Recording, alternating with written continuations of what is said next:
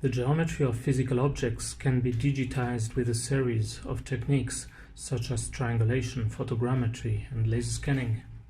Airborne and terrestrial laser scanning is best adapted for surveying large-scale forested landscapes. The proposed design method requires an adequate coverage and density of points to serve as a geometric documentation of topography, vegetation, and building forms.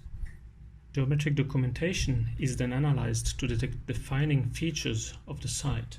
The source model provides precise elevation and height above ground to plan and position design intentions.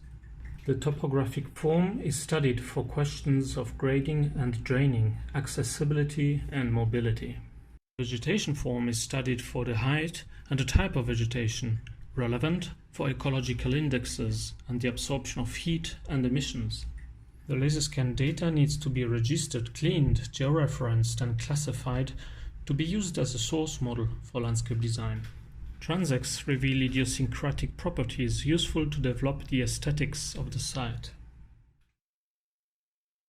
The point cloud model can be disassembled using different approaches of segmentations. Points can be classified in different types based on their form by using classifiers, machine learning, and deep learning algorithms.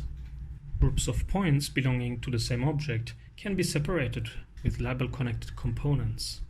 Geometric properties of extracted objects are filtered out to be handled separately, such as topographic breaklines. Parts of the disassembled point cloud model are transformed to include design ideas.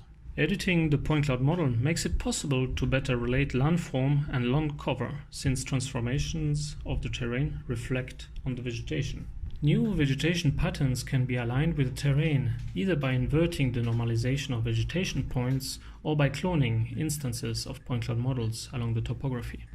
In the end, the parts are reassembled as a hybrid point cloud model to test the spatial and visual impact of the design in the context. Existing points of the laser scanned terrain are retained where the model remains unchanged. New topography, new buildings, and new plants are indexed and assembled with inherent scalar values.